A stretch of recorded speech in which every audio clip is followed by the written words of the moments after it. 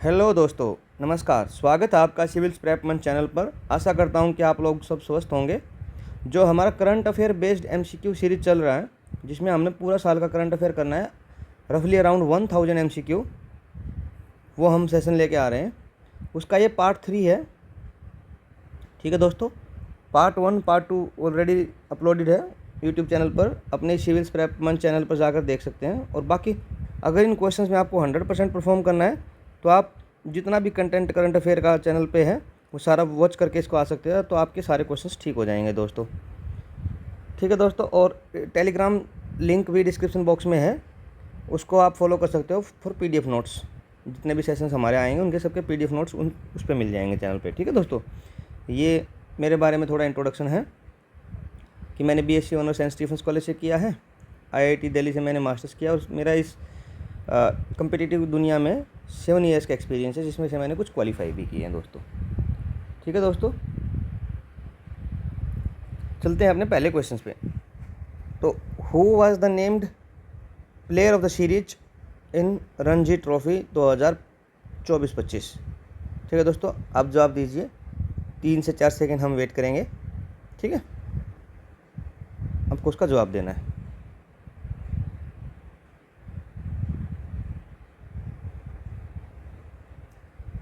इसका आंसर अजिंक्य रहाणे होगा, या संजू सैमसन होगा, या हर्ष होगा विदर्भा का, और श्रेयस गोपाल होगा केरला का। बताइए दोस्तों। इसका सही आंसर है दोस्तों हर्ष विदर्भा का। ठीक है, इन्होंने ये हर्ष काफ़ी कुछ विकेट से हमने डिस्कस किया था, जब इसको डिस्कस किया था कि ये इनके बॉलर हैं, हर्ष इनके बॉलर हैं। विनिंग टीम थी विदर्भा। ठीक है, इसको series for is best performance के लिए इनको बेस्ट प्लेयर नेम किया था, हर्ष को, विदर्भा के। ठीक है, ठीक है दोस्तों। नेक्स्ट क्वेश्चन है, वही रणजी से ही है, 2024-25 वाली, जिसका ये अभी बेस्ट प्लेयर को हमने डिस्कस किया है। ठीक है, अब ये देखिए, the final was played between Vidarbha and Kerala in Nagpur, पहला स्टेटमेंट है। दूसरा है, Vidarbha won the match by securing first inning lead, और this victory mark Vidarbha's 5th Ranji trophy title. बताइए दोस्तों, तीनों में से क्या होगा? 1 2 2 3 1 1 2 3, बताइए।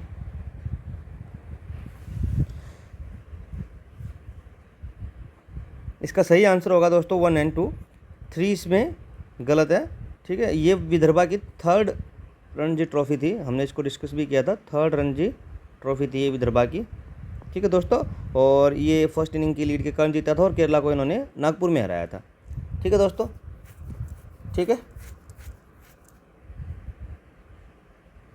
अगला क्वेश्चन है, वो awarded Booker prize 2024 for the Orbital. इसका तो सर दोस्तों हमने पूरा अपने वीडियो में फ़ोटो लगा के इसके हाथ में बुक पकड़ा रखी थी, और उससे पूरा इनको जूम करके डिस्कस किया था कि बुकर प्राइज इनको मिला है, ये इनकी बुक है, और इनका फ़ोटो के साथ किया था। तो बताइए इनका आंसर क्या होगा? अरुंधति रॉय होगा, समंता हार्वे होगा, पॉल लिंच होगा, या सेहन करुणा तिलाका होगा? बताइए। इसका सही आंसर है दोस्तों समंथा हार्वे, जिसने वो एस्ट्रोनॉट थे ना, 5-6 के आसपास दोस्त थे, उन सब की एक ऊपर स्पेस में टाइम जो उन्होंने बताया था उसके ऊपर इन्होंने लिखी थी। स्पेस बेस्ड नोवेल था इनका ये। ठीक है, समंथा हार्वे जी का ऑर्बिटल। ठीक है, ये 6 एस्ट्रोनॉट थे इसमें, और आईएसएस पे वो टाइम बिताते हैं। आईएसएस क्या है? इंटरनेशनल स्पेस स्टेशन पे। ठीक है, नेक्स्ट क्वेश्चन है दोस्तों, बुकर प्राइज के बारे में कौन सी चीज़ इनकरेक्ट है? देखो, इस पर बहुत ध्यान देना पड़ता है इनकरेक्ट पे। तो पहली है कि the prize was first awarded in 1969।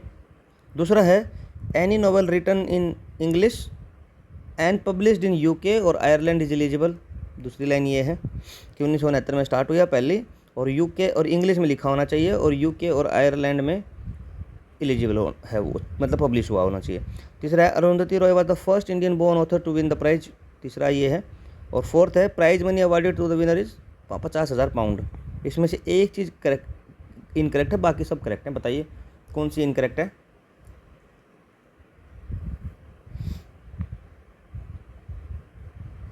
इसमें ये वाली इनकरेक्ट है दोस्तों कि फर्स्ट इंडियन बोर्न ऑथर ये विन प्राइजेज के लिए, ये गलत है।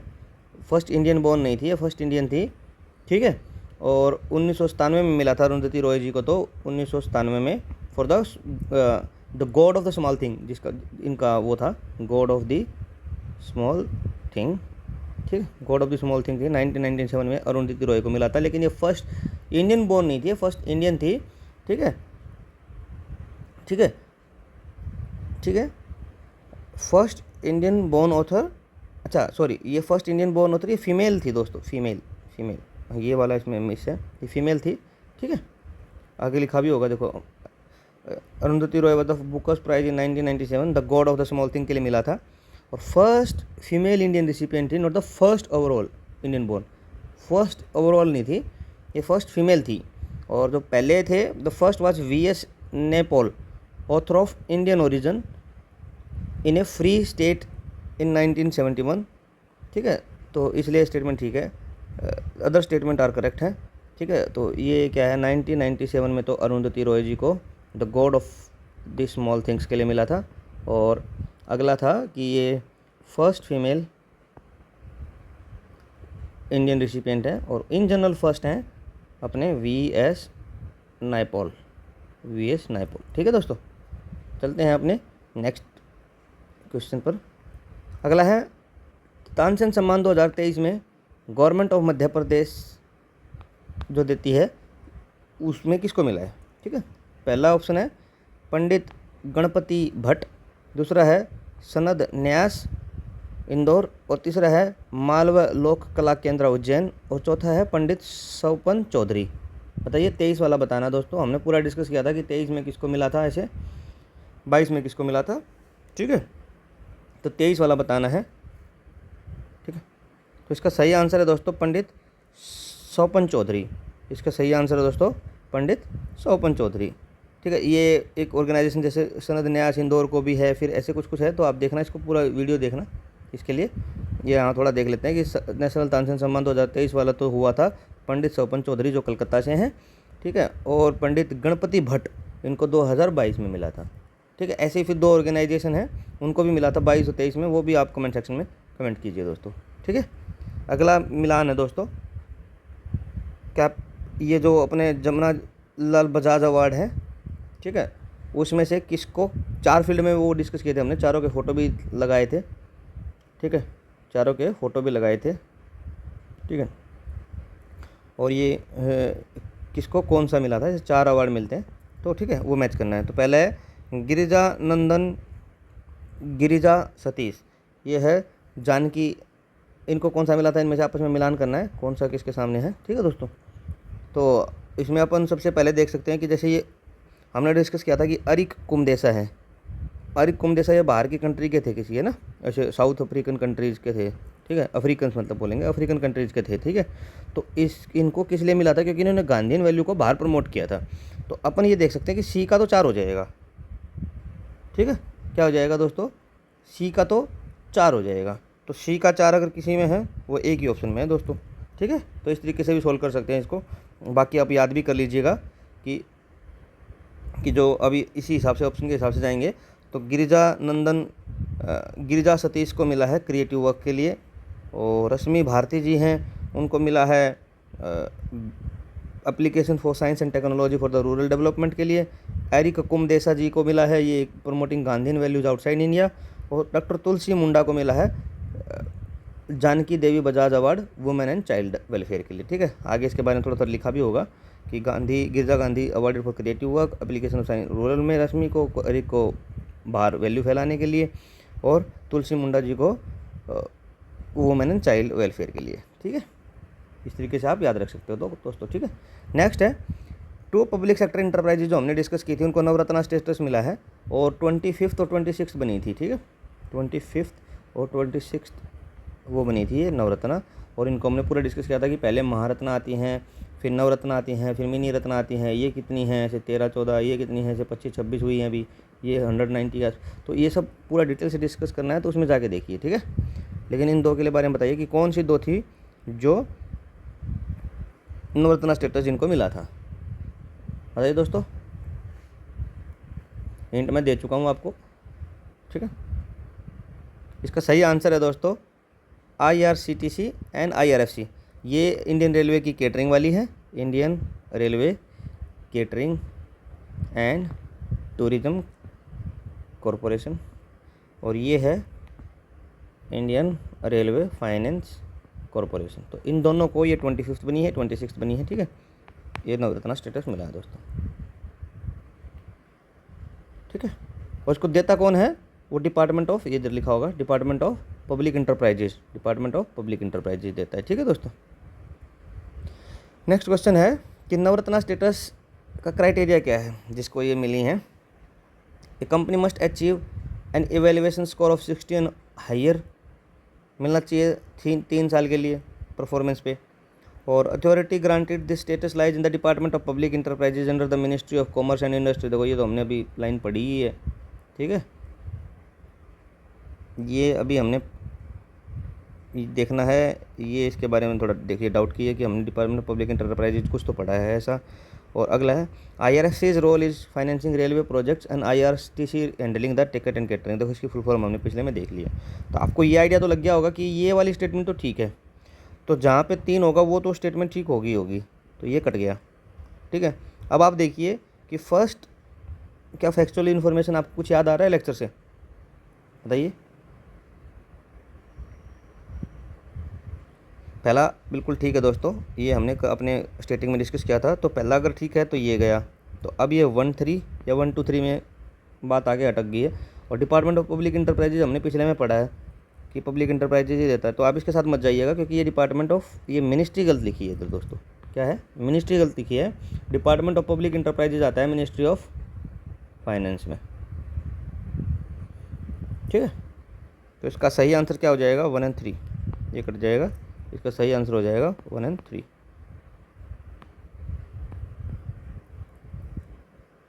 नेक्स्ट है दोस्तों, according to RBI's March 2025 report, जो 2 कंट्री हैं गल्फ नेशन में, दो जो जितनी पहले देखो, पहले ही इसका क्वेश्चन का सार समझिए कि जो हमारा मोस्टली रिमिटेंस आता था वो गल्फ कंट्रीज से आता था, तो अभी की जो लेटेस्ट रिपोर्ट है उसमें 2 कंट्रीज ने इन गल्फ कंट्रीज को सरपास कर दिया है। वो कौन सी है वो बताइए, बताइए। तो आप ऑप्शन एक बार देख लीजिए कि पहला है कनाडा एंड ऑस्ट्रेलिया, दूसरा है जर्मनी एंड फ्रांस, तीसरा है USA एंड UK, चौथा है सिंगापुर एंड जापान। बताइए। इसका सही आंसर है दोस्तों USA एंड UK, ठीक है, लिखा है देखो USA एंड UK, ये इधर है। और the combined share grew 40% in the 2024 और 26% 2017 में था। तो मतलब देखिए दोनों का कंबाइन जो 26% से बढ़ के 40% हो गया USA UK अकेले का, और इसका पूरा डिटेल से डिस्कस किया है, देख सकते हो लेक्चर, है ना। नेक्स्ट क्वेश्चन है दोस्तों कि विच 3 स्टेट्स और top recipient of the foreign remittance receive करने वाले टॉप 3 स्टेट्स कौन से हैं, ठीक है। और जो अप्रोक्सीमेटली 50% है टोटल का, 3 स्टेट ही टोटल है का 50% है। तो पहला स्टेट है पंजाब, हरियाणा, गुजरात, दूसरा है महाराष्ट्र, केरला, तमिलनाडु, तीसरा है उत्तर प्रदेश, बिहार, वेस्ट बंगाल, चौथा है कर्नाटका, आंध्रा, तेलंगाना। बहुत इजी क्वेश्चन है दोस्तों, अगर ऑप्शन से जाओगे तो देखो महाराष्ट्र तो ऑप्शन में होना ही चाहिए, तो आपका सीधा ही आंसर निकल गया। बिहार होता नहीं है, ठीक है, इस तरीके से भी कर सकते थे। यहाँ इस ऑप्शन में कंफ्यूज हो सकते हो कि भाई ये और पंजाब हरियाणा में तो देखो छोटे स्टेट हैं, तो ये नहीं, तो ज़्यादा कंफ्यूज हो सकते थे इन 2 में कि कर्नाटका, आंध्रा और तेलंगाना बड़े स्टेट हैं और काफ़ी लोग इधर से बाहर भी जाते हैं। तो इसका लेकिन इस तरीके से देखोगे तो इसका सही आंसर हो जाएगा दोस्तों B, महाराष्ट्र, केरला एंड तमिलनाडु। तो केरला देखो, केरला वाले तो जाते हैं गल्फ नेशंस में, तो यहाँ से आ गया। अब महाराष्ट्र में UK और US से जो इम्प्रूवमेंट हुआ है वहाँ से आ गया, ठीक है, जो कि 40% हो गया दोनों का मिला के। तो इसका सही आंसर हो जाएगा महाराष्ट्र, केरला और तमिलनाडु, ये 3 स्टेट में मिला के 50% आता है, ठीक है। नेक्स्ट है what was the India's rank in world bank logistic performance index. इसमें हमारा ठीक ठाक रैंक रहा है, काफ़ी इंप्रूव किया है हमने, ठीक है। और as highlighted in the context of 1 nation 1 port initiative के टाइम पे इसको हाईलाइट भी किया गया था कि भाई 1 नेशन 1 पोर्ट होना चाहिए।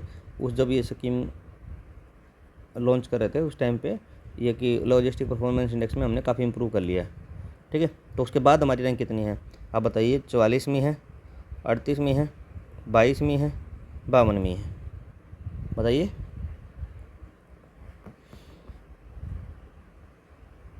इसका सही आंसर है दोस्तों, हमारी रैंक है 22वीं। हम 44 पे हुआ करते थे, अब हमने इम्प्रूव करके 22वीं रैंक पे आ गए हैं। ठीक है, आगे देखिए एक्सप्लेनेशन में कि 22वीं पोजीशन आ गई है, जो 44 थी प्रीवियसली उससे। ठीक है, और ये सक्सेस जो ये किस चीज़ को रिफ्लेक्ट करता है, success of initiatives aimed at modernising maritime and logistic infrastructure.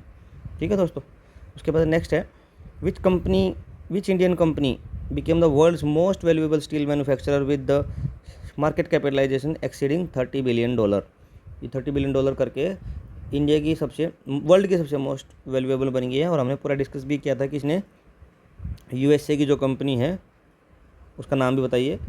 चलो मैं ही बता देता हूँ, न्यू कॉर्प, उसको इसने रिप्लेस करके बनी थी। तो उसका आपको ये बताना है कि कौन सी कंपनी है इंडिया की। ठीक है, इसका पहला ऑप्शन है टाटा स्टील, दूसरा है सेल, तीसरा है आर्सेलर मित्तल और चौथा है जेएसडब्ल्यू।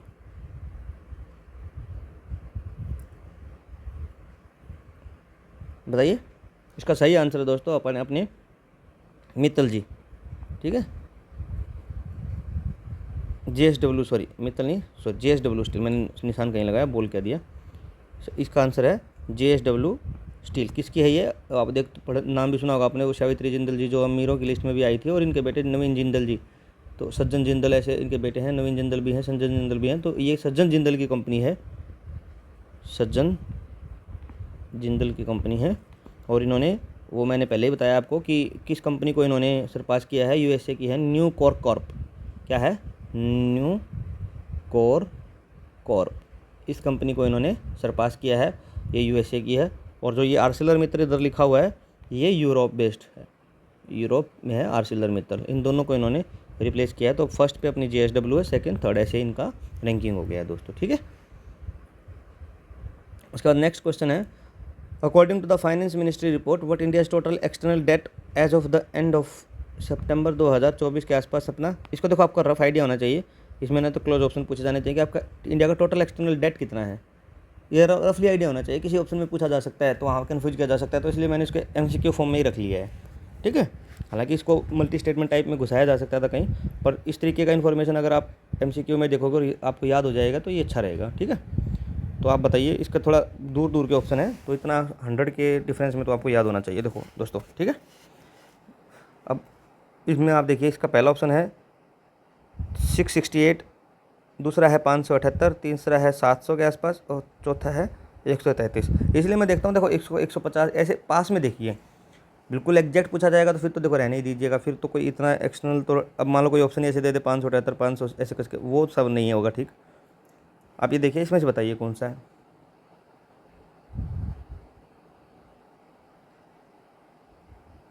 इसका सही आंसर है दोस्तों $711.8 बिलियन। और ये इंक्रीज होके हुआ है दोस्तों इतना, मतलब पिछले एक उसमें हाफ में $42.9 का ये इम्प्रूवमेंट हुआ है। ये हालांकि गलत चीज़ है, इम्प्रूवमेंट नहीं है, ये इंक्रीज बोलेंगे। ठीक है, $711.8 बिलियन का इंक्रीज हुआ है। ठीक है, इंडिया का टोटल एक्सटर्नल डेट। ठीक है, उसके बाद नेक्स्ट क्वेश्चन है, composition of India's external debt as of सितंबर 2024। ठीक है, पहला ऑप्शन है long term debt constituted over 80% of the external debt. ठीक है, दूसरा है the Indian rupee was second largest component of the debt by currency after US dollar. और तीसरा है the currency foreign exchange reserve was sufficient to cover less than 70% of the total external date. देखो ये tricky statement होने वाली है सारी, कि लॉन्ग टर्म डेट जो है वो 80% है टोटल एक्सटर्नल डेट का। देखो ये एक्सटर्नल डेट होता है, ये लॉन्ग टर्म और शॉर्ट टर्म में डिवाइड होता है। ठीक है, अगर लॉन्ग टर्म है तो फिर भी ठीक है, इसको ठीक माना जाता है ऐसे करके। तो ये 80% है। और इंडियन रुपी है वो यूएसए के बाद सेकंड कंपोनेंट है डेट का, ये दूसरा है। और तीसरा है करेंसीज फॉरेन एक्सचेंज हमारे पास सफिशिएंट है टू कवर लेस देन 75% है एक्सटर्नल डेट का, लेस देन 75% एक्सटर्नल डेट का। तो इन तीन स्टेटमेंट में बताइए कौन सी है, 1 2 2 3 1 और 1 2 3, बताइए दोस्तों। इस फैक्ट को तो देखो दोस्तों, हमने काफ़ी अच्छे से डिस्कस किया था, पूरा बताया था मैंने। अब ये आपको याद रहना चाहिए कि ये लेस देन 75% तो नहीं है, कितना है, ये लेस देन 75% तो नहीं है, ये 99 पॉइंट एक्सटर्नल डेट का हमारे पास फॉरेक्स रिजर्व, तो ये तो गया, ठीक है। तो ये जहाँ गया वो गए, अब 1 बचा 1 2 बचा, ठीक है। बताइए अब कि इंडियन रुपी सेकंड है और 80% लॉन्ग टर्म है और 1 बाय डिफ़ॉल्ट ठीक हो गया है, ठीक है। तो इसका करेक्ट आंसर है दोस्तों 1 और 2, दोनों स्टेटमेंट ऊपर वाली ठीक है, ठीक है दोस्तों। चलते हैं अपने नेक्स्ट पे। स्टेट कौन सा है जिसको नीति आयोग में इनॉग्रल फाइनेंशियल हेल्थ इंडेक्स, जो इन्होंने अभी पहला अपना फाइनेंशियल हेल्थ इंडेक्स निकाला है, उसमें रैंक 1 मिला है, टॉप किया किस स्टेट ने। तो पहला ये अच्छा है दोस्तों, ये मैं इसको अब बोलोगे ना 4 स्टार भी दे सकता हूँ इसको इम्पोर्टेंस में, कि जो नीति आयोग का भी फाइनेंशियल हेल्थ इंडेक्स निकला है उसमें 4 स्टार का ये क्वेश्चन है कि उसमें टॉप किसने किया है, ठीक है। पहला स्टेटमेंट है गुजरात, पहला दूसरा ऑप्शन है उड़ीसा, तीसरा महाराष्ट्र और चौथा गोवा। बताइए दोस्तों, इसका करेक्ट आंसर है उड़ीसा। बहुत जगह उड़ीसा अच्छा परफॉर्म करता है, ठीक है। यहाँ भी इसको 18 मेजर स्टेट में जो पहला रैंक मिला है, तो नीति आयोग का ये पहला फाइनेंशियल हेल्थ इंडेक्स निकला है, इनॉग्रल बोलेंगे अपन इसको, और इसका ठीक ठाक स्कोर था, अराउंड 67 कुछ का आसपास स्कोर था इनका, 67.8 स्कोर था, और छत्तीसगढ़ और गोवा ने इसको फॉलो किया था, ठीक है। ठीक है दोस्तों, उड़ीसा ने इसमें मेजर स्टेट में परफॉर्म किया अच्छा, ठीक है। नेक्स्ट क्वेश्चन है, the NITI Aayog financial health index evaluate state based on the 5 सब सेक्टर, 5 सब सेक्टर हैं उन पे, और कौन सा उसमें से एक इंडिकेटर नहीं है। तो पहला है फिस्कल प्रूडेंस, मतलब जो राजकीय समझदारी, इस तरीके से थोड़ा हिंदी में रफली मैंने अनुवाद किया है, और दूसरा है रेवेन्यू कलेक्शन, और तीसरा है सोशल डेवलपमेंट एक्सपेंडिचर, और चौथा है क्वालिटी ऑफ एक्सपेंडिचर। ये 4 में से कौन सा नहीं है, और इन जनरल तो 5 है, ठीक है। इन जनरल क्या है, 5 है, ठीक है। मैं आपको पाँचों बताऊंगा, पर उससे पहले आप बताइए इसमें से 3 तो उन 5 में से हैं, एक नहीं है दोस्तों। तो इसका सही आंसर है दोस्तों, ये उस लिस्ट में नहीं है, ठीक है। उसके अलावा ये फिस्कल प्रूडेंस है, और रिवेन्यू कलेक्शन भी है, और क्वालिटी ऑफ एक्सपेंडिचर भी है, ठीक है। क्वालिटी ऑफ एक्सपेंडिचर भी है, रिवेन्यू कलेक्शन भी है, फिस्कल प्रूडेंस भी है। इसके अलावा 2 और जो बचे 4th और 5th, वो मैं आपको बता देता हूँ। ये है डेट इंडेक्स, और चौथा है debt sustainability, debt index and debt sustainability, चौथा और 5वां, ठीक है। तो इसका सही आंसर हो जाएगा ये नहीं है, सोशल डेवलपमेंट एक्सपेंडिचर नहीं है, ठीक है दोस्तों। नेक्स्ट क्वेश्चन है, during his visit to Sri Lanka, जो मोदी जी को हाईएस्ट सिविलियन अवार्ड भी मिला था, ठीक है। तो ये लिखा हाईएस्ट सिविलियन अवार्ड जो मिला था और उनके राष्ट्रपति ने दिया था, आप उनका नाम भी मुझे कमेंट सेक्शन में बता दीजिएगा, ठीक है। कमेंट सेक्शन में बताइए कि श्रीलंका के जो राष्ट्रपति हैं वो कौन है, जिन्होंने फ़ोटो लगाया था, इधर मैंने मोदी जी को रखा था, इधर उनको रखा था, और ये उनको माला पहना रहे थे अपने जो हाईएस्ट सिविलियन अवार्ड, ठीक है। ये हाईएस्ट सिविलियन अवार्ड दे रहे थे, ठीक है। तो ये मोदी जी ने पहना था इधर, और इधर कौन खड़े थे, वो श्रीलंका के प्रेसिडेंट थे, ठीक है, ठीक है। चलो मैं लास्ट वाला नाम बता देता हूँ, दशानायके थे, दशानायका, आप पहले वाला बता दीजिए, ठीक है, ठीक है। दशानायका जी थे, उन्होंने हाईएस्ट सिविलियन अवार्ड दिया था मोदी जी को, कौन सा था। पहला ऑप्शन है निशान ए पाकिस्तान, ऑर्डर ऑफ ड्रक गैल्पो, और grand cross of the legion of the honour, और तीसरा है श्रीलंका मित्र भूषण। इनमें से कौन सा सही होगा। देखो बाय डिफ़ॉल्ट एक क्वेश्चन आसान ही है, श्रीलंका का मित्र भूषण, ठीक है। उसके बाद है जो 6th बिम्स्टेक समिट हुई है, 6th बिम्स्टेक समिट हुई है बैंकॉक थाईलैंड में, तो ये अपने आप में एक क्वेश्चन हो गया। उसकी थीम बतानी है, उसकी क्या बतानी है, उसकी थीम बतानी है दोस्तों, ठीक है। हालांकि पहला क्वेश्चन तो ये है कि भाई 6th बिम्स्टेक समिट कहाँ हुई है, बैंकॉक थाईलैंड में। अब उसकी थीम बतानी, पहला है towards a peaceful prosperous and sustainable Bay of Bengal region, दूसरा है prosperous resilient and open BIMSTEC, तीसरा ये है, और चौथा है कनेक्टिविटी फॉर शेयर्ड प्रॉस्पेरिटी, तीसरा ये है, और 4th है कोऑपरेशन इन चेंजिंग वर्ल्ड। अगला ये बताइए, ये हमने पढ़ा था दोस्तों अच्छे से, ये prosperous resilient and open BIMSTEC, ये इसकी थीम है, prosperous resilient and open BIMSTEC.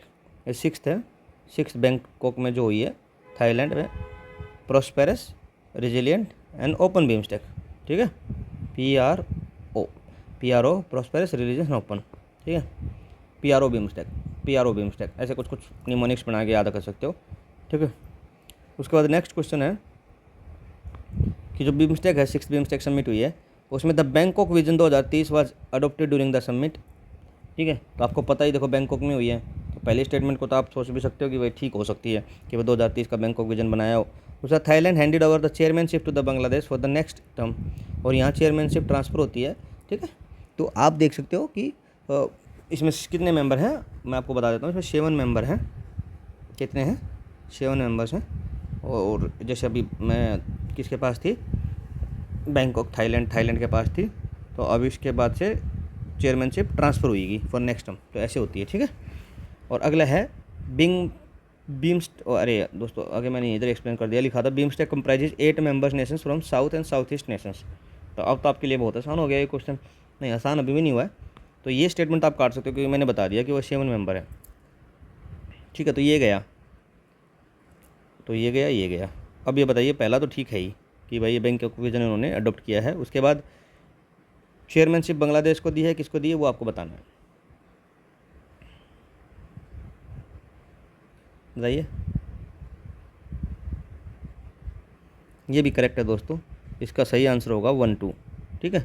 तो आप इसकी कंट्री ना थोड़ा इस तरीके से याद रखिए। देखो, पहले बांग्लादेश, फिर भूटान, फिर इंडिया, फिर म्यांमार 4, फिर नेपाल 5, और श्रीलंका 6, और थाईलैंड 7। तो आप देखो, इसमें बहुत एक यूनिक चीज़ नोट कीजिए कैसे मैंने लिखा है इनको। मैंने अल्फ़ाबेटिक लिखा है इनको, BA अल्फ़ाबेटिकली मैंने इनको लिखा है। तो इसमें अल्फ़ाबेटिकली ही ट्रांसफ़र होती है, तो पहले इससे जाए, इससे इसको इससे।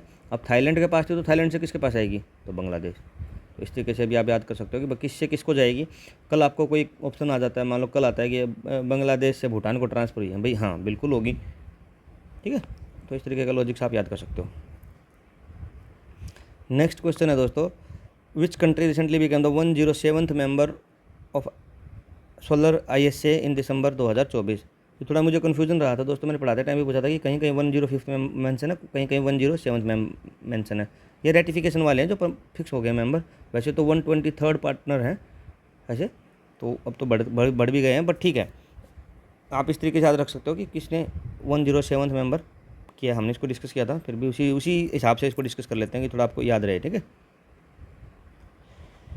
पहला है आर्मेनिया, दूसरा ऑप्शन है चिले, तीसरा है मोल्डोवा, और फोर्थ है रोमानिया। बताइए, इसका करेक्ट आंसर है दोस्तों मोल्डोवा। क्या करेक्ट आंसर क्या है? मोल्डोवा। और मैं आपको इसमें बताना चाहता हूँ कि जैसे 104th है वो आर्मेनिया है, 104th क्या है? आर्मेनिया है। और ये 105th मैंने पढ़ा था, बट कहीं कहीं 107 मेंशन है। फिर मैंने सर्च किया कि 105th और 106 मिल जाए, वो मिले नहीं। तो ठीक है, आप इसको 105th या 7 से याद कर सकते हो कि ये मोल्डोवा है, ठीक है। उसके बाद है नेक्स्ट क्वेश्चन है दोस्तों, United Kingdom agreed to transfer sovereignty of the Chagos archipelago to which country. जिसके थे उसी को ट्रांसफर करेंगे, तो आपको बस इतना याद होना चाहिए चगास आर्किपेलागो किस कंट्री के हैं, ठीक है। बताइए, पहला ऑप्शन है सेशल्स, दूसरा है इंडिया, तीसरा है मॉरिशस, चौथा है मालदीव। बताइए, इसका करेक्ट आंसर है दोस्तों मॉरिशस। बहुत सारी नेगोशिएशंस के बाद फाइनली यूके एग्री हो गया है कि जो ये आर्कीपेलागो है, चगास आर्कीपेलागो है, इनको हैंड ओवर कर देंगे, किसको? मॉरिशस को। किसको हैंडल कर देंगे? या मॉरिशस को हैंडल कर देंगे, international court of justice ICJ की रूलिंग के बाद, ठीक है। कि वो 1965 में जो यूके ने इसके ऊपर अपना कब्जा किया था वो इलीगल था, ऐसा बोल दिया गया है, ठीक है। तो इसका सही आंसर है मॉरिशस। नेक्स्ट क्वेश्चन है दोस्तों, which country became the 10th official member of brick. ये बताइए दोस्तों, अच्छा क्वेश्चन है। बनी थी अभी एक कंट्री, इसको हमने डिस्कस भी किया था अच्छे से, और 10 तो बताना ही बताना है। उसके बाद आप कमेंट सेक्शन में सारे बताइए कि ब्रिक्स में कब कौन कौन ऐड हुआ है। जैसे पहले ब्रिक था 2006 तक, 10 में साउथ अफ्रीका ऐड हुआ, और ये ब्रिक में कौन है, ब्राज़ील, रशिया, इंडिया, चाइना। तो ये 5 हो गए। इधर 6th 7th 8th 9th ये सब डिस्कस किया, और 10th अभी कौन बना है वो आपको बताना है। उसके बाद ये सब भी बताने हैं, ठीक है। तो इसका करेक्ट आंसर बताइए। पहला ऑप्शन है नाइजीरिया, दूसरा है इंडोनेशिया, तीसरा है टर्की, चौथा है मलेशिया। बताइए सही आंसर।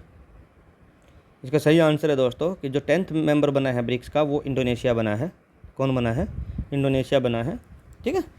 और ये है 10th। तो आप मुझे 6th 7th 8th 9th कुछ मैं आपको हिंट भी दे देता हूँ। ये जो सेंट्रल एशियन कंट्रीज़ हैं इनमें से हैं कुछ, ठीक है, वो बताइए आप, ठीक है। ठीक है दोस्तों,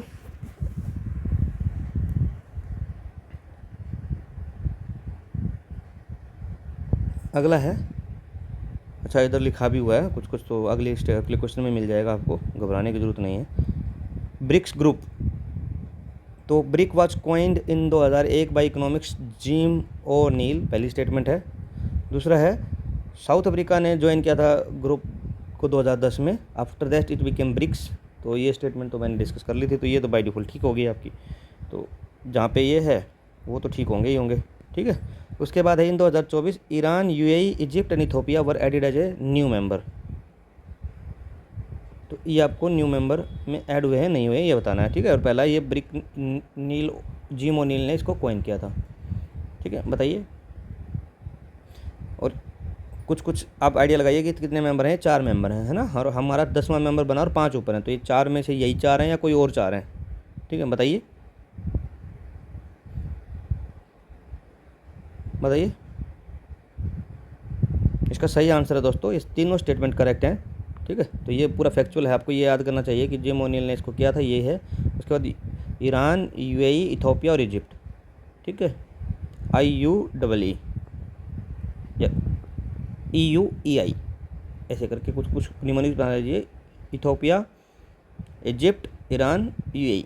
और उसके बाद अभी कौन सा हुआ है जो 10th हुआ है वो बताइए, इंडोनेशिया। तो पिछले में था ना 10th में इंडोनेशिया, ठीक है। कॉम्प्रिहेंसिव स्टडी हो जाएगी दोस्तों MCQ के माध्यम से भी आपकी, लेकिन अगर आप वो लेक्चर्स देख लोगे तो और मज़ा आ जाएगा आपको, ठीक है। अगला है US एडमिनिस्ट्रेशन ने डोनाल्ड ट्रंप के अंडर सेवरल रीजन साइट किए हैं WHO से बाहर आने के। तो इनमें से कौन सा रीज़न मेंशन नहीं है जो प्राइमरी रीज़न नहीं है। 3 रीज़न मेंशन किए थे, हमने इसको पूरा डिस्कस भी किया था, ठीक है। पूरा मैंने नोट से ही बनाए हैं जितने MCQ हैं, 1-2 इधर उधर से रखा होगा। उसके बाद है WHO एलिज्ड मिसमैनेजमेंट ऑफ कोविड-19 पैंडेमिक, ये उन्होंने मिसमैनेजमेंट किया है, पहला लाइन। दूसरा है political influence of member countries on WHO, concerns है कि भाई पॉलिटिकल इन्फ्लुएंस है। तीसरा है disagreement over WHO's policy on climate change and health, ये तीसरा।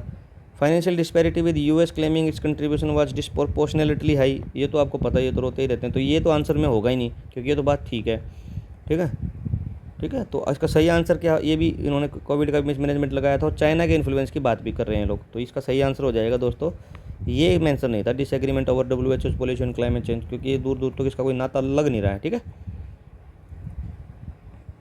नेक्स्ट है कि जब इंडियन और US नेशनल सिक्योरिटी एडवाइज़र की फ़ोटो के साथ समझाया था दोस्तों की मीटिंग हुई थी, तो the US announce removal of restrictions on the supply of America's nuclear reactor to India's institution like BARC. ये this part of which agreement, ये किस एग्रीमेंट का पार्ट है। आई सेट इनिशिएटिव, मिस MTCR, तीसरा US India ascend civil nuclear cooperation, और तीसरा बैका। ये कॉम कासा, बैका, लिमोवा, ये सब एग्रीमेंट है USA के, ठीक है। ये भी ये बैका का पार्ट है, बताइए। इसका सही आंसर है दोस्तों USA India ascend civil nuclear cooperation agreement. क्या है, USA India civil ascend nuclear cooperation agreement, ठीक है। India US ascend civil cooperation agreement, nuclear cooperation agreement, ठीक है दोस्तों। इस तरीके से आप देख सकते हो कि हमारे 25 क्वेश्चंस हो गए हैं, 25 क्वेश्चंस हो गए हैं, ठीक है। तो मुझे लगता है दोस्तों आज 50 क्वेश्चन ही डिस्कस कर देते हैं, ठीक है। आज के सेशन को थोड़ा बढ़ा देते हैं, ठीक है। नहीं तो मेरे दिमाग में था कि 50 ही रखने हैं, पर ठीक है आज बढ़ा देते हैं सेशन को, ठीक है। ये अच्छा रिवीजन हो जाएगा आपका भी, ठीक है, ये याद रखना, ठीक है। उसके बाद next, for the first time India was selected to the chair of 68th session of which United Nation. First time India को सिलेक्ट किया है चेयर के लिए, कौन सी है तो बतानी है आपको। तो commission for the status of women, commission for the narcotics drugs, human right council और इंटरनेशनल लॉ कमीशन। किसके लिए इंडिया को सबसे पहली बार चेयर मिली है, और ये 68वां सेशन है उस यूएन एजेंसी का, नेशनल कमीशन का। ठीक है, तो इसका सही आंसर है दोस्तों कमीशन ऑन नारकोटिक्स ड्रग्स। इसकी इंडिया को पहली बार चेयर मिली है 68th सेशन में। ठीक है, नेक्स्ट है दोस्तों, according to global terrorism index India की रैंक क्या है ये बतानी है। तो इंडिया की रैंक 5th है, 14th है, 21 है, 34 है, ये बतानी है आपको। और इसको कौन निकालता है वो भी बता दीजिए कमेंट सेक्शन में, हालांकि मैं बता देता हूँ खुद ही। Institute for economics and peace, IEP institute है जो इसको निकालता है, और उसने इंडिया की रैंक बताई है दोस्तों 14। ठीक है दोस्तों, इतना याद रखना है इसमें। और इंडिया का जो स्कोर है वो है 6.411। ठीक है, उसके बाद नेक्स्ट क्वेश्चन है दोस्तों, ग्लोबल टेररिज्म इंडेक्स से ही है, यहाँ थोड़ा डिटेल में डिस्कस हो जाएगा। ठीक है, कि पब्लिश कौन करता है annually, institute of economics and peace. दूसरा है Pakistan was ranked as countries most impacted by terrorism, ये मोस्ट इम्पैक्टेड था। और तीसरा है the Islamic State IS was identified as the deadliest terrorist organisation. इन तीन में से कौन सा अब की बार की रिपोर्ट का मेन पार्ट था। ठीक है, बताइए। तो ये तो मैंने बता दिया, तो ठीक है, तो जहाँ ये है वो तो ठीक है ही। ठीक है, तो ये तो 1 3 है, 1 2 3, अब 2 पे देखना आपको, ये तो ठीक है ही। तो 2 पाकिस्तान था या कुछ और था, ये याद कीजिए। ये पाकिस्तान नहीं था दोस्तों, ये था बुर्किना फासो। बुर्किना फासो था, कौन था, बुर्किना फासो। ये डेडलीस्ट था बुर्किना फासो। पूरा मैप के साथ डिस्कस किया था, पूरा बताया था कि ये पाकिस्तान है।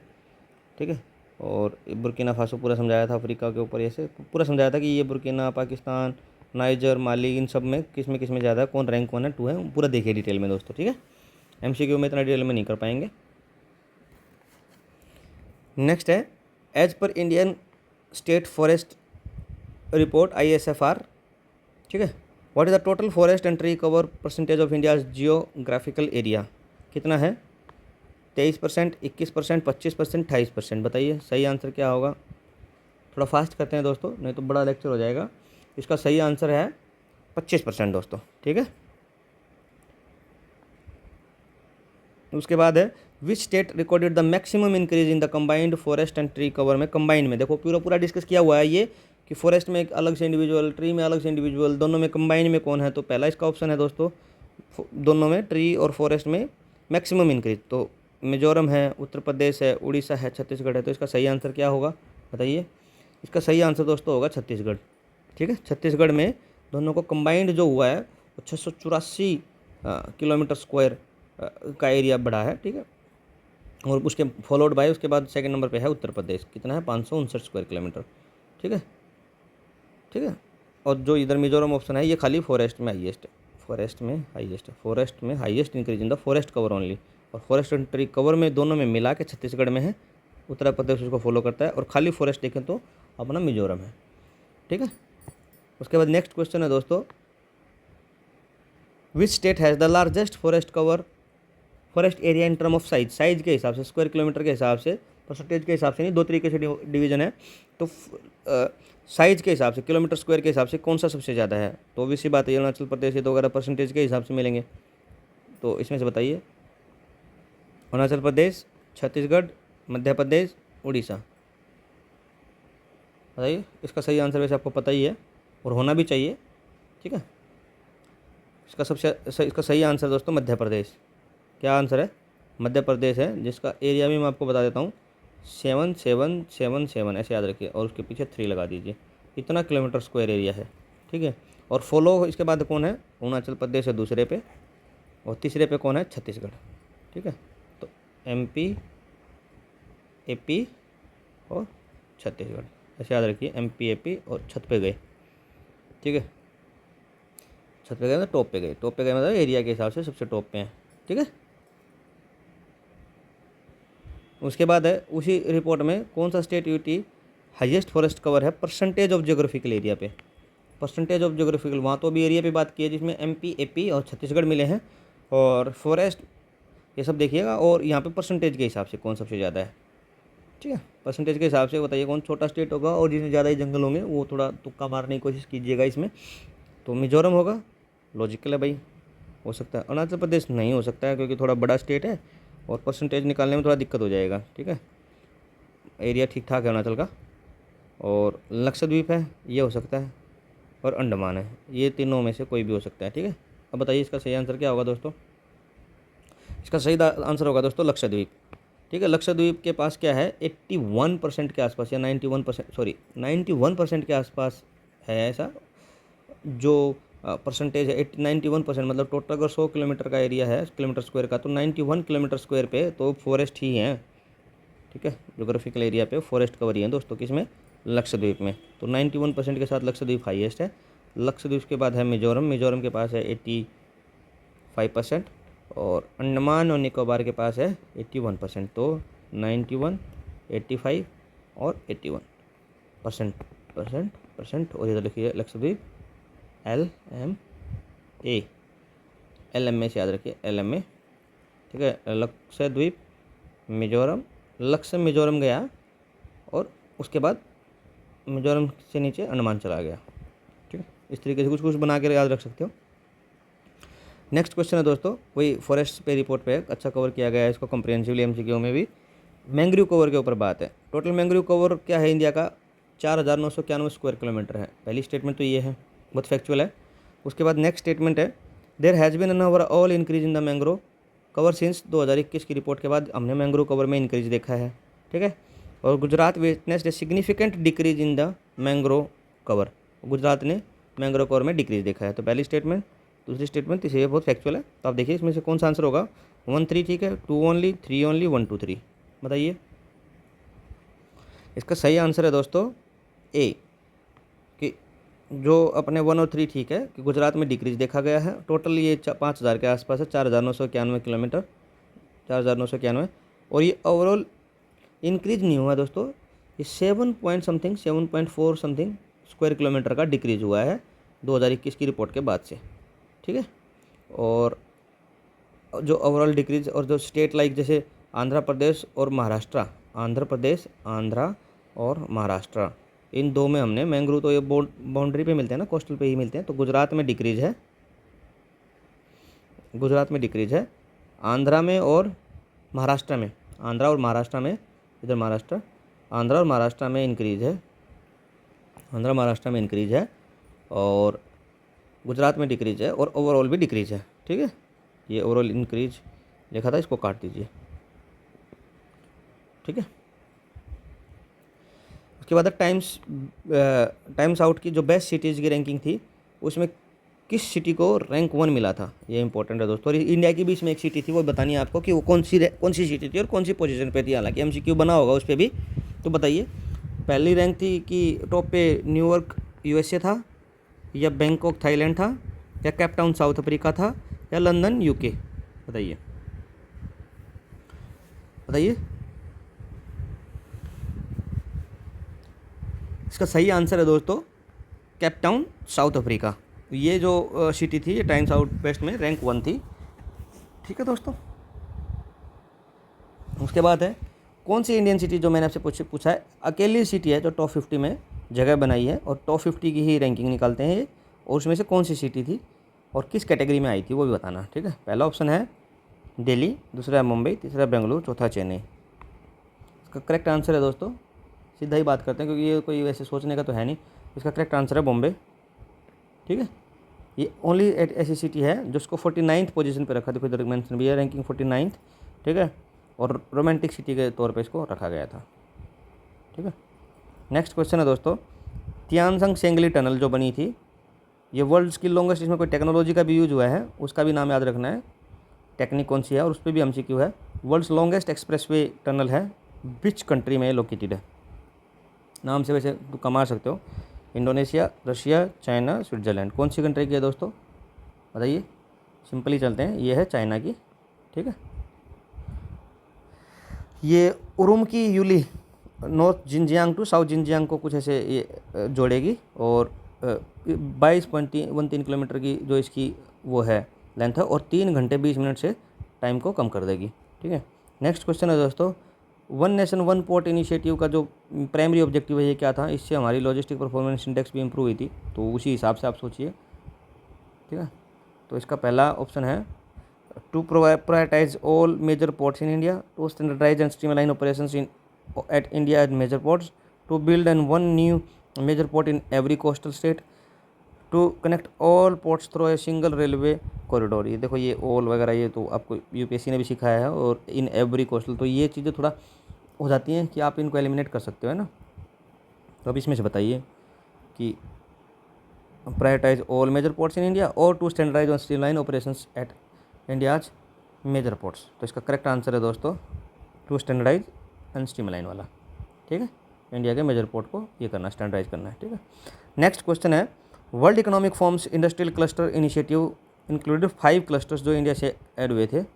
ठीक है, उसमें से कौन सा इसमें से नहीं है? 3 तो उसमें से है, एक नहीं है, और हम फिर 5 को डिस्कस करेंगे दोस्तों। ठीक है, बताइए। गोपालपुर इंडस्ट्रियल पार्क है पहला ऑप्शन, दूसरा है काकीनाडा क्लस्टर, ये भी थोड़ा थोड़ा याद आ रहा होगा, ग्रीन हाइड्रोजन वैली गुजरात, और फोर्थ है चेन्नई बेंगलुरु इंडस्ट्रियल कॉरिडोर। तो इसमें से कौन सा नहीं है जो हमने 5 वर्ल्ड इकोनॉमिक फॉर्म्स के इंडस्ट्रियल क्लस्टर इनिशिएटिव में हमने सुने थे? ठीक है, तो इसका सही आंसर है दोस्तों D, Chennai Bengaluru industrial corridor. कोई ऐसा था नहीं, ये क्लस्टर थे कि गोपालपुरा इंडस्ट्रियल जो आंध्र प्रदेश में, काकीनाडा क्लस्टर केरला में, और ग्रीन हाइड्रोजन वैली गुजरात में। 3 तो ये हुए, ये कितने हो गए संख्या में? 3, और इसके अलावा +2, वो +2 जो कौन से बचे वो है मुंद्रा क्लस्टर गुजरात।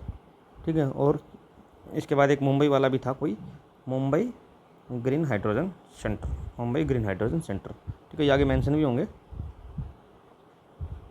5 है Gopalpura industrial park, Kakinada cluster, और green hydrogen valley, Mundra cluster, और मुंद्रा ग्रीन, देखो ये दिखाओ ना। ठीक, उसके बाद नेक्स्ट है, a massive gold mine potentially world's largest with over 1000 tons of gold discover हुई है विच प्रोविंस ऑफ चाइना।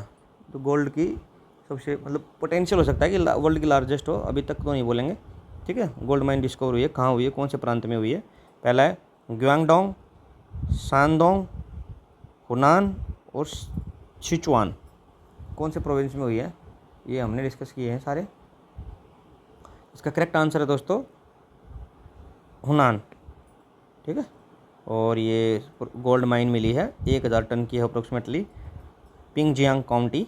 ठीक है, located in Hunan province China, और ये 900 का कुछ था टन का, साउथ अफ्रीका का साउथ डीप माइन साइज को सरपास कर सकते, कुड सरपास, मतलब अभी तक डिस्कवरी है, ये हो रही है, अभी एस्टेब्लिश फैक्ट आ जाएगा। ठीक है, उसके बाद नेक्स्ट है the celebration of the constitution day November 26, 2024 were organise under which campaign theme. ठीक है, बताइए कौन सी कैंपेन थीम थी? नो योर कॉन्स्टिट्यूशन, हमारा संविधान हमारे स्वाभिमान, जस्टिस लिबर्टी इक्वलिटी फ्रेटर्निटी, और चौथा है स्पिरिट ऑफ द कॉन्स्टिट्यूशन। कौन सा थीम है? तो थोड़ा हाँ देखिए, बीजेपी गवर्नमेंट है आजकल, तो ये हिंदी वाले ही कुछ नाम रखेंगी, तो इसमें से जो हिंदी वाला नाम है वो चुन लीजिए। ठीक है, तो करेक्ट आंसर हो जाएगा हमारा संविधान हमारा स्वाभिमान, हमारा संविधान हमारा स्वाभिमान। ठीक है, उसके बाद है 2015 से पहले जो 26 नवंबर है, अभी तो हम देखो ये बनाते हैं इसको अपना कॉन्स्टिट्यूशन डे 26 नवंबर को, उससे पहले क्या मनाते थे 2015 से पहले, ये बताना आपको। और 4 ऑप्शन आपके पास रखे हुए हैं, नेशनल यूनिटी डे। ठीक है, कौन सा है? National unity day, national law day, social justice day, और डेमोक्रेसी डे। तो कौन सा मनाते थे? तो इसका करेक्ट आंसर है दोस्तों national law day. Ministry of social justice and empower ने इसको national as a national law day. ठीक है, नेक्स्ट है Uttar Pradesh government plans to develop a new religious circuit encompassing Varanasi Prayagraj region. पूरा डिस्ट्रिक्ट के साथ बताया था, कितने इसमें टोटल डिस्ट्रिक्ट हैं? ये यूपी पीसीएस अगर हम दे रहे हैं उसके लिए बहुत इंपॉर्टेंट हो जाता है। 5 है, 7 है, 9 है, 10 है। इसका करेक्ट आंसर है दोस्तों 7, ठीक है। प्रयागराज, वाराणसी, चंदौली, गाजीपुर, जौनपुर, मिर्ज़ापुर, भदोही, ये सातों का नाम याद करना है। कौन कौन से हैं? प्रयागराज, वाराणसी, चंदौली, गाजीपुर, भदोही, मिर्ज़ापुर, जौनपुर, ये सब इधर है। जैसे ये अपना यूपी हुआ, ये वाला एरिया है, ईस्टर्न यूपी है। देखो मिर्ज़ापुर देखिए, तो मिर्ज़ापुर में जो है ना, जैसे जौनपुर का भी राजा था मिर्ज़ापुर, ये उसी वाला एरिया है। वाराणसी, प्रयागराज, चंदौली, गाजीपुर, भदोही, ऐसे करके पूरा ये वाला एरिया है, ठीक है। नेक्स्ट क्वेश्चन है दोस्तों, 85 करेंगे, 43 पे तो आ ही गए दोस्तों, ज़्यादा टाइम नहीं होगा। India is scheduled to host India first maritime week October 2025 में which city with this global maritime conference will be held. जो इंडिया की मैरीटाइम वीक जो है, India is scheduled to host the maritime week, जो कौन सी city इसको host करेगी? पहला है चेन्नई, विशाखापट्टनम, मुंबई, कोच्चि। बताइए इसका सही आंसर क्या होगा? इसका सही आंसर है दोस्तों मुंबई, ठीक है। मुंबई जो करेगी 27 अक्टूबर से किया है, 27 अक्टूबर से 31 अक्टूबर तक 2025 में, ठीक है। बाइनियल ग्लोबल कॉन्फ्रेंस है, ठीक है। वर्ल्ड्स लार्जेस्ट मैरीटाइम इवेंट माना जाता है, ठीक है। ये हेल्ड होगी मुंबई में। नेक्स्ट क्वेश्चन है, एक significant discovery of gold was made in China, ठीक है। ये तो है सिग्निफिकेंस कि भाई ऐसे मिला था। तो इंडिया में which state known to have largest reserve of gold, किसके पास इंडिया में लार्जेस्ट गोल्ड है वो बताने हैं आपको। झारखंड, कर्नाटका, आंध्रा और राजस्थान। बताइए इसका सही आंसर क्या होगा? इसका सही आंसर दोस्तों होगा कर्नाटका। कर्नाटका के पास लीड करता है गोल्ड रिजर्व में, ठीक है। कोलार गोल्ड माइन, KGF जो मूवी भी बनी है, देखो KGF मूवी है ना, Hutti gold mines, KGF Kolar gold field mines and Hutti gold mines है, ये सिग्निफिकेंट है, ठीक है। उसके बाद नेक्स्ट क्वेश्चन है, what does the sonobuoy co production है initiative discussed between Indian USA, जो NSA मीटिंग हुई थी, किस चीज़ को एनहेंस करेगा ये बताना है आपको, ठीक है। पहला इसमें है production of fighter jets, cyber security infrastructures. तीसरा है the Indian navy's underwater threat detection capabilities. और चौथा है जॉइंट सैटेलाइट मैन्युफैक्चरिंग। बताना है इसमें से कौन सा NSA के बीच में जो सोनो बाय को प्रोडक्शन इनिशिएटिव हुआ था, ये किसके लिए था, ठीक है। इसका सही आंसर है दोस्तों the navy's underwater threat detection capabilities, ठीक है, ठीक है। Other hostile underwater objects के लिए ये डेवलप करना, ठीक है। उसके बाद है वह NITI Aayog was established. Simple question है दोस्तों, बताइए इसका फुल फॉर्म भी बता दीजिएगा कमेंट सेक्शन में, ठीक है। जनवरी 26, अगस्त 15, 47, 50, जनवरी 2015, अप्रैल 2017। बताइए इसका सही आंसर हो जाएगा दोस्तों जनवरी 2015, ठीक है। उसके बाद है United nation commission on narcotic drugs was established in 1946 by which principle organ of UN। इसका जो भी इसका वो हो रहा है ना, नारकोटिक्स का 68 सेशन हो रहा है CND का, national United Nations commission on narcotic drugs का। इंडिया फर्स्ट टाइम इसका चेयर कर रहे हैं। तो किस ऑर्गेनाइजेशन के अंडर इसको एस्टेब्लिश किया था प्रिंसिपल ऑर्गेनाइजेशन? और UN के कितने प्रिंसिपल ऑर्गेन हैं उनको बताइए, जैसे मतलब सिक्योरिटी काउंसिल, ऐसे याद करके कि यूनेस्को, ये सब कौन कौन से प्रिंसिपल ऑर्गन है वो बताइएगा कमेंट सेक्शन में, ठीक है। तो पहला ऑप्शन है जनरल असेंबली ने बनाया था इसको, सिक्योरिटी काउंसिल ने बनाया था इसको, द सेक्रेटरीट ने बनाया था, ठीक है, और the economic and social council इकोसोक ने बनाया था। बताइए कौन से ने इसको बनाया था, एस्टेब्लिश किस प्रिंसिपल ऑर्गन ने इसको किया था? इसका करेक्ट आंसर है दोस्तों इकोसोक, ठीक है। नेक्स्ट क्वेश्चन चलते हैं दोस्तों, which of the following is not one of the key international drug control treaties under the preview of CND। कौन सी इसमें से नहीं है?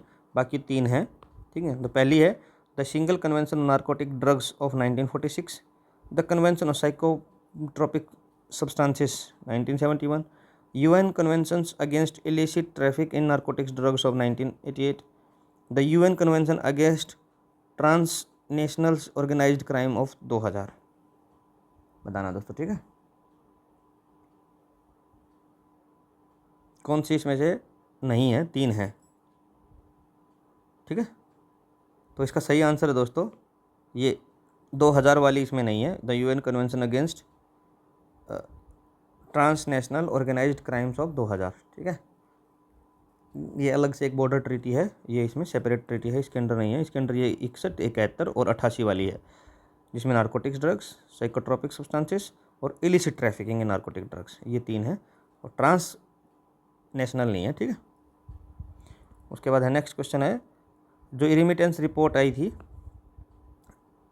Indicated a decline in contribution from the Gulf nation, what was the cited as the primary reason for this decline? कौन सा primary reason था इनके decline का? हमने देखा था ना कि 40% तो अकेला यूएस और यूके से ही रिमिटेंस आने लग गया और गल्फ कंट्री से जो पहले आता था वो डिक्लाइन हो गया। तो उसका रीजन क्या है? Stricter immigration policy of the Gulf countries.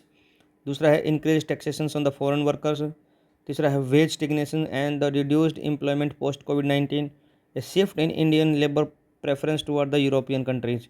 ये बताना है इसमें से कौन सा है।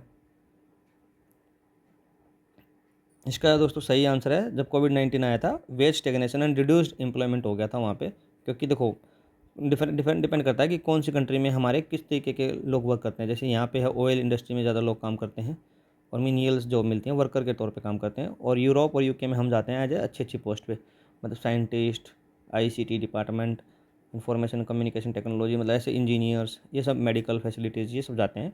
तो इधर जब कोविड-19 आया तो वेज स्टेगनेशन हो गया और रिड्यूस एम्प्लॉयमेंट हो गया, तो इसलिए यहाँ से कम रिमिटेंस आता है। ठीक है, आज का लास्ट क्वेश्चन है दोस्तों, ये मैंने आपसे पहले भी कहा था कि जो चियांसिंग शेंगली टनल बनी है चाइना में, north Xinjiang to south Xinjiang, ठीक है, ऐसा कुछ हमने पढ़ा था।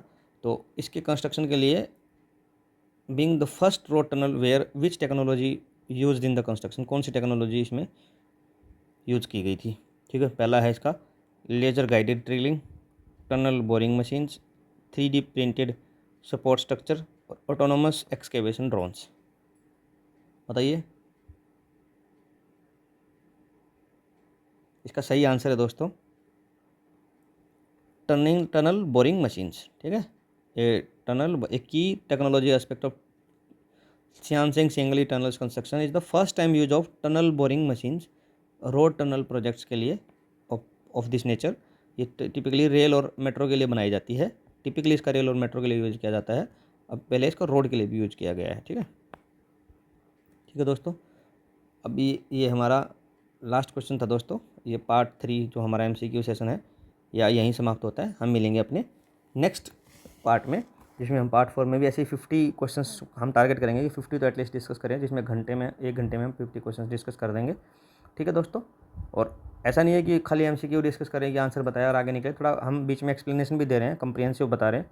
और डायरेक्ट हिट करोगे दोस्तों आप इसमें, देखना आप जब पेपर दे के निकलोगे तो आपको पूरा कॉन्फिडेंस आएगा कि ये क्वेश्चन तो डायरेक्ट ही मतलब नोट से आया है, डायरेक्ट ही पढ़ा हुआ है, ऐसा कुछ थोड़ा थोड़ा बदला हुआ क्वेश्चन है, डायरेक्ट आया है। बस आपसे एक ही उम्मीद है कि इसमें अपना जो इसका डोज होता है, जैसे मोटिवेशन का जो डोज होता है, ताकि मैं इन लेक्चर्स को और रेगुलरली बनाऊँ और मुझे मोटिवेशन मिले। बस इसको आप शेयर कीजिए जितना ज़्यादा से ज़्यादा हम अपने दोस्तों में, सब्सक्राइब कीजिए चैनल को और बाकी लोगों से भी बोलिए, ताकि इसमें देखो लाइक सब्सक्राइब और ये सब शेयर बढ़ते हैं ना, तो यही एक अपना फ़ी है। अपना फ़ी क्या है कि आप लाइक कर दो, कमेंट में कोई सजेशन दे दो और चैनल को शेयर और सब्सक्राइब कर दो। ठीक है, अपना बस वही एक वो रहेगा, अपने लिए मोटिवेशन रहेगा।